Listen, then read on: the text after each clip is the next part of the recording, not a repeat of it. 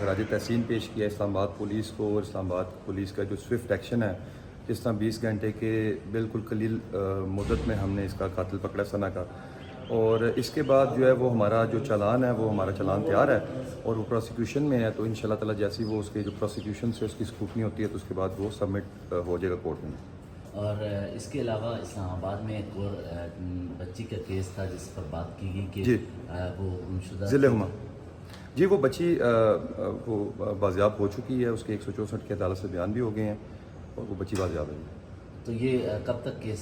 ثنا یوسف کے حوالے سے اختتام پذیر ہو سکتا ہے امکان اس کا، تاکہ اس میں کیا پولیس کو کیا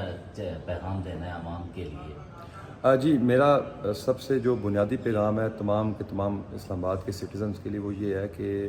آپ کو اگر کوئی کسی بھی طرح سے ایسا محسوس ہوتا ہے کہ آپ کو کوئی سائبر بولنگ کر رہا ہے، یا اگر کوئی آپ کو ہراس کر رہا ہے، یا آپ کو کوئی ڈاؤٹ ہوتا ہے کہ فلاں بندے کی نیت جو ہے اس حوالے سے ٹھیک نہیں ہے،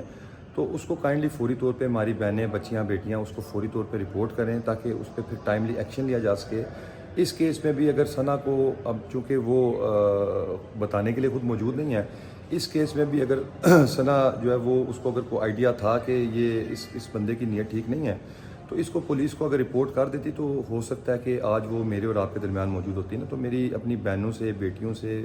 ماؤں سے، جتنے بھی ہمارے خواتین ہیں ان سب سے یہ ریکویسٹ ہے کہ آپ کے گرد و نواح میں اور آپ کے اپنے ساتھ اگر کوئی بھی ایسی چیز ہو تو اس کو کائنڈلی فوری طور پہ ہمارے نوٹس میں لائیں، اور ہم انشاءاللہ اس پہ کوئک اور بالکل مؤثر قسم کا ایکشن لیں گے انشاءاللہ۔ السلام